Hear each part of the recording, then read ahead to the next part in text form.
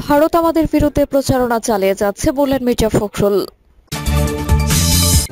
জানাবো হাসিনার রাতের ভোটের সহায়তাকারী ডিসিদের ভাগ্যে কি আছে।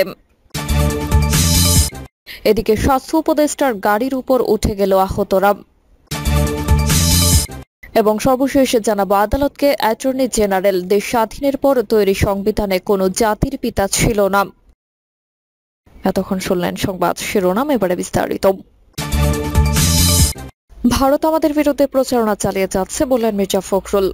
ফেসিবাদের প্রধান হোতা ভারতে অবস্থান করছে, তাই আমাদের মাথার উপর এখনো বিপদ আছে। ভারত আমাদের বিরুদ্ধে প্রচারণা চালিয়ে যাচ্ছে, এই মুহূর্তে আমরা আরো একটা বিপর্যয় এফোর্ড করতে পারি না বলে মন্তব্য করেছেন বিএনপির মহাসচিব মির্জা ফখরুল ইসলাম আলমগীর।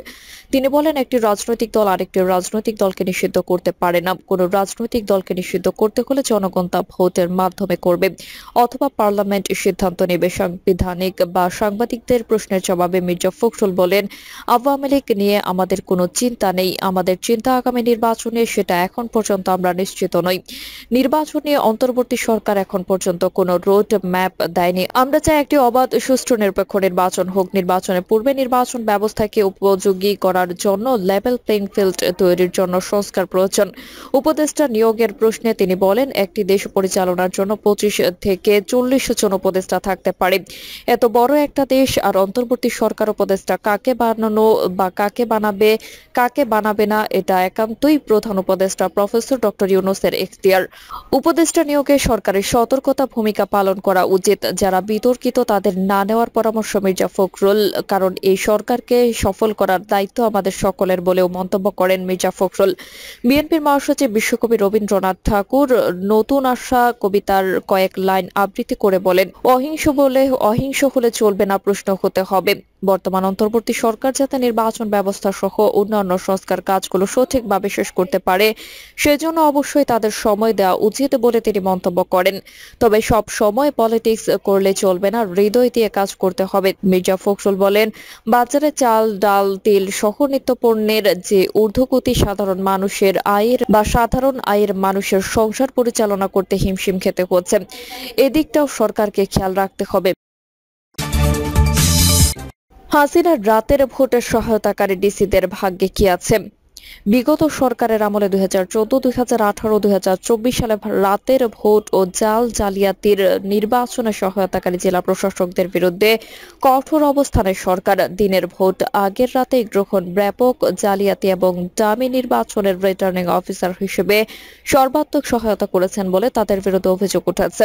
তাদের অনেকে বাধ্যতামূলক অবসরে দেওয়ার প্রতিক্রিয়া সহ নানা ধরনের ব্যবস্থা নেওয়া হচ্ছে। প্রসঙ্গে জানতে চাইলে জনপ্রশাসনের সিনিয়র সচিব ডক্টর মোহাম্মদ মুখলেসুর রহমান বলেন, বিষয়টি নিয়ে প্রধান উপদেষ্টার দপ্তর থেকে কার্যকর উদ্যোগ নেওয়া হয়েছে।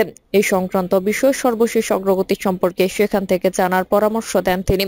মন্ত্রিপরিষদ বিভাগ, জনপ্রশাসন মন্ত্রণালয় এবং সংশ্লিষ্ট একাধিক সূত্রে জানা যায়, বিগত সরকারের 3টি নির্বাচনের সঙ্গে জড়িত ডিসি বিভাগীয় কমিশনারদের বিরুদ্ধে সরকার কঠোর পদক্ষেপ নিতে যাচ্ছে। তাদের মধ্যে যারা এখনো চাকরিতে আছেন তাদের পদোন্নতি পেতে হবে। ইতিমধ্যে সাবেক সমাজ কল্যাণ সচিব মোহাম্মদ ইসমাইল হোসেনকে বাধ্যতামূলক অবসরে পাঠানো হয়েছে। তিনি 14 দলের নির্বাচনের সময় চাঁদপুরের ডিসি ছিলেন। সাবেক ডিসিদের মধ্যে অনেক কর্মকর্তাকেই ইসমাইল হোসেনের মতো ভাগ্যবরণ করতে হতে পারে। সূত্রগুলো জানায়, অনেককে বিশেষ করে ভারপ্রাপ্ত কর্মকর্তা করে রাখা হয়েছে যারা ভোটের সময় ডিসির দায়িত্ব পালন করেছেন। নাম প্রকাশ না করার শর্তে 3 পর্যায়ের কর্মকর্তা জানান, ভোটের সময় জেলা প্রশাসক হিসেবে দায়িত্ব পালনকারীরা দেশের সর্বোচ্চ আইন সংবিধান লঙ্ঘন করে জনগণের ভোটাধিকার কেড়ে নিয়েছেন। তারা ফেসিবাদের সর্বাত্মক সহায়তা করেছেন বলে অভিযোগ রয়েছে। তারা স্বৈরাচারী সরকারের ক্ষমতা প্রলম্বিত করতে প্রত্যক্ষভাবে সহায়তা করেছেন। এখন প্রশাসনে তাদের সুদৃঢ় অবস্থান নিয়ে অনেক কর্মকর্তার মধ্যে ক্ষোভ ও হতাশা রয়েছে। এছাড়া বৈষম্য বিরোধী কর্মচারী ঐক্য ফোরাম মনে করেছে, স্বৈরাচার ও স্বৈরাচারের দোসর সাবেক ডিসিরা দেশদ্রোহিতার অপরাধ করেছেন। তাদের চাকরি থেকে অপসারণ করে সর্বোচ্চ সাজা নিশ্চিত করা এখন সময়ের দাবি। একই দাবি জানিয়েছেন Bangladesh Bangladesh administrative service association সংগঠনটির নেতারা বলেছেন তার বিরুদ্ধে উদাহরণ দেওয়ার মতো শাস্তিমূলক ব্যবস্থা নিতে হবে। জানতে চাইলে বৈষম্য বিরোধী কর্মচারী ঐক্য ফোরামে আহ্বায়ক ABM আব্দুল সাত্তার বলেন, বিগত সরকারের জোর ও জবরদস্তির নির্বাচনে যারা জড়িত ছিলেন তারা শুধু গণতন্ত্রকেই হত্যা করেননি, বরং রাষ্ট্রদ্রোহিতার অপরাধ করেছেন। বৈষম্য বিরোধী কর্মচারী ঐক্য ফোরাম থেকে শুরু থেকে সরকারের কাছে তাদের চাকরি থেকে অপসারণ সহ আইনের আওতায় আনার দাবি জানিয়ে আসছে। কিন্তু আমরা উদ্বেগের সঙ্গে লক্ষ্য করছি, দু একজন ছাড়া কারো বিরুদ্ধে সরকার উল্লেখ করার মতো তেমন কোনো ব্যবস্থা এখনো নেয়নি। ছাত্র জনতার আন্দোলন ছিল গণতন্ত্র হত্যাকারীদের বিরুদ্ধে, কিন্তু দুঃখজনক বাস্তবতা হচ্ছে তারা প্রশাসনের সুদৃঢ় অবস্থান নিয়ে সরকারকে বিব্রত করছে। এটা জাতিসংঘে এক ধরনের উপহাস করা হচ্ছে। আমরা আবারও দাবি করছি তারা যেখানেই থাকুক তাদের চাকরিচ্যুত করে শাস্তিমূলক ব্যবস্থা নিতে আইনের আওতায় আনা হোক। সরকারের কাছে তাদের তালিকা দেওয়া হচ্ছে। গত নির্বাচনের সময় লালমনিরহাটের ডিসি ছিলেন মোহাম্মদ উল্লাহ। তিনি বলেন, 2024 সালে নির্বাচনে কাউকে জিতিয়ে দেওয়ার কোনো নির্দেশনা সরকার কিংবা নির্বাচন কমিশন থেকে পায়নি। নির্বাচন বড় একটি রাজনৈতিক দল অংশ না নেওয়ায় কোনো ধরনের অর্থপূর্ণ প্রতিদ্বন্দ্বিতা ছিল না, সুতরাং সেখানে প্রতিদ্বন্দ্বিতাই নেই। সেখানে কাউকে জেতানো কিংবা হারানোর কাজের কোনো দরকার হয় না। নির্বাচনে পক্ষপাতিত্বের অভিযোগ অবান্তর ও ভিত্তিহীন। মৌলভীবাজারের ডিসি ডক্টর উর্মি বিনতে সালাম বলেন, আমি প্রজাতন্ত্রের একজন কর্মচারী। যখন যে সরকার থাকবে সেই সরকার যেখানে যে দায়িত্ব দেবে তা প্রতিপালন করাই আমার কাজ। আমি মৌলভীবাজারের নির্বাচনী দায়িত্ব পালনকালে কোনো ধরনের পক্ষপাতমূলক অপরাধ করিনি। নির্মোহভাবে সরকারি দায়িত্ব পালন করেছি। বর্তমান সরকার চাইলে গোয়েন্দা সংস্থার মাধ্যমে বিষয়টি খতিয়ে দেখতে পারে। 2018 সালে দিনের ভোট আগের রাতে সম্পন্ন করতে সহায়তা দেওয়ায় ডিসিদের একজন হলেন মন্ত্রিপরিষদ বিভাগের যুগ্ম সচিব মোহাম্মদ মাজেদুর রহমান খান। তিনি বলেন, মোবাইল ফোনে কল করেছেন, আমি তো আপনাকে চিনি না, বিষয়টি স্পর্শকাতর, আমি আপনার সঙ্গে সরাসরি কথা বলতে চাই। লক্ষ্মীপুরের সাবেক ডিসি অঞ্জন চন্দ্র পাল বলেন, বিষয়টা নিয়ে টেলিফোনে কথা বলতে চায় না, অফিসে আসুন, কথা হবে। দুর্যোগ ব্যবস্থাপনা ও ত্রাণ মন্ত্রণালয়ে তার অফিসে দেখা করতে গেলে তাকে পাওয়া যায়নি, তিনি অফিসের বাইরে ছিলেন। স্বাস্থ্য উপদেষ্টার গাড়ির উপর উঠে গেল আহতরা। জাতীয় অর্থোপেডিক হাসপাতাল ও পুনর্বাসন প্রতিষ্ঠানে চিকিৎসা নিতে আসা জুলাই আন্দোলনের আহত সবাইকে দেখতে না যাওয়ার অভিযোগে স্বাস্থ্য ও পরিবার কল্যাণ মন্ত্রণালয়ের উপদেষ্টা নূরজাহান বেগমের গাড়ি আটকে দিয়েছেন আহতরা। এক পর্যায়ে তারা ক্ষুব্ধ হয়ে উপদেষ্টার গাড়ির উপর উঠে পড়ে।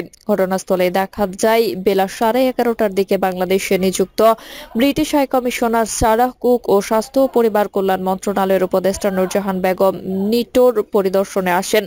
তারা চতুর্থ তলার পুরুষ ওয়ার্ড প্রায় 1 ঘন্টারও বেশি সময় নিয়ে ঘুরে দেখেন এবং চলে যেতে চান, কিন্তু 3 তলার ওয়ার্ডে থাকা আহতদের দেখতে যাওয়ায় তারা ক্ষোভ প্রকাশ করেন। তারা নিচে এসে স্বাস্থ্য মন্ত্রণালয়ের একটি গাড়ি আটকে দেন। এক পর্যায়ে আন্দোলনে আহত একজন গাড়ির সামনে বসে পড়েন, আরেকজন উঠে পড়েন গাড়ির উপর। কিছু সময় তারা গাড়িতে কিল ঘুষি মেরে ক্ষোভ দেখাতে থাকেন, নেমে আসতে বললে গাড়ির চালক সহ অন্যদের। পরে নিরুপায় হয়ে স্বাস্থ্য উপদেষ্টা ব্রিটিশ রাষ্ট্রদূত অন্য একটি গাড়িতে করে সেখান থেকে বেরিয়ে যান। পরে তারা স্বাস্থ্য মন্ত্রণালয়ের ওই গাড়ি প্রটোকলে থাকা পুলিশের একটি গাড়ি আটকে দেয় এবং রাস্তায় অবস্থান নেয়। এখন পর্যন্ত আগারগাঁও থেকে শ্যামলীমুখী সড়ক বন্ধ রয়েছে। আহত শিক্ষার্থী মোহাম্মদ হাসান বলেন, আমাদের একটা ওয়ার্ডে 48 জন মানুষ আছে, কিন্তু তারা তাদের পছন্দের বিদেশি 5 জন সাংবাদিক নিয়ে এসেছেন এবং আমাদের দেশীয় কোনো সাংবাদিককে ঢুকতে দেওয়া হয়নি। তারা উপদেষ্টা এবং রাষ্ট্রদূত 2-1 জনের সঙ্গে কথা বলে চলে গেছেন, কিন্তু আমাদের সঙ্গে কোনো কথা বলেননি। আমরা কথা বলতে গেলেও আমাদের বাধা দেওয়া হয়েছে। সামান্য ট্রিটমেন্ট নিয়ে 3 মাস বসিয়ে রাখা হয়েছে। আমার পায়ে 9টি অপারেশন করা হয়েছে, তারপরও এখন পর্যন্ত সুস্থ হতে পারিনি। আমাদের অপারেশনে শুধু নিয়ে যাই, আমরা চাই তারা সবাই আমাদের সঙ্গে কথা বলুক, আমাদের জন্য ঘোষণা করা সেই 1 লাখ টাকা এবং ভালো মানের চিকিৎসা দিক। আদালতকে অ্যাটর্নি জেনারেল, দেশ স্বাধীনের পর তৈরি সংবিধানে কোনো জাতির পিতা ছিল না। মুক্তিযুদ্ধের চেতনা মানে এটা না, হাজার হাজার মানুষকে গুম করা হবে, 7 লাখের বেশি মানুষকে গায়েবী মামলার আসামি করা হবে, বিচার বহির্ভূত ভাবে হত্যা করা হবে। যাদের হাতে নেই এরকম মানুষকে আসামি করে বলা হয়েছে তারা বোমা মেরেছেন। হজে থাকা ব্যক্তিদেরও আসামি করা হয়েছে। মুক্তিযুদ্ধের চেতনা নামে এসব হতে পারে না। 5ম সংশোধনী নিয়ে জারি করা রুল শুনানিতে বুধবার এসব কথা বলেন অ্যাটর্নি জেনারেল মোহাম্মদ আসাদুজ্জামান। বিচারপতি ফারাহ মাহবুব ও বিচারপতি দেবাশিস রায়চৌধুরীর বেঞ্চে এই শুনানি হয়। অ্যাটর্নি জেনারেল বলেন, সংবিধানের 7 খ অনুচ্ছেদের মাধ্যমে গণতন্ত্রকে হত্যা করা হয়েছে। সংবিধানের মূলনীতি গণতন্ত্র, সমাজতন্ত্র না। আমরা সমাজতন্ত্রবাদ চাচ্ছি। শেখ মুজিবুর রহমানের অবদানকে কেউ অস্বীকার করে না। জাতির পিতা নিয়ে সিরিয়াস বিতর্ক আছে। জাতি বিভক্ত দেশ স্বাধীন হওয়ার পর তৈরি করা সংবিধানে জাতির পিতা ছিল না। এটি পঞ্চদশ সংশোধনীতে ঢুকানো হয়েছে, জোর করে চাপিয়ে দেওয়া হয়েছে। এমন করা হয়েছে, তার বিরুদ্ধে কথা বললে রাষ্ট্রদ্রোহ হবে। তাকে জাতির পিতা বলা সংবিধানের স্পিরিটের পরিপন্থী। তিনি বলেন, সংবিধানের 6 অনুচ্ছেদ বাতিল চাচ্ছেন। এটার মাধ্যমে মানুষের মধ্যে বিভেদ তৈরি করা হয়েছে। পৃথিবীর কোন দেশে ভাষা যদি জাতিসত্তা নির্ধারণ করা হয় না 7 ক ও 7 খ অনুচ্ছেদের বিষয়ে তিনি বলেন, এটা গণতন্ত্রকে নিশ্চিত করার জন্য, গণতন্ত্র ধ্বংস করার জন্য করা হয়েছে। অসৎ উদ্দেশ্যে স্বৈর শাসনকে দীর্ঘায়িত করার জন্য করা হয়েছে। প্রিয় দর্শক, এই ছিল এখনকার সর্বশেষ সংবাদ। আপনি সব সংবাদ পেতে চ্যানেলটি সাবস্ক্রাইব করে বেল আইকনটি ক্লিক করে রাখুন।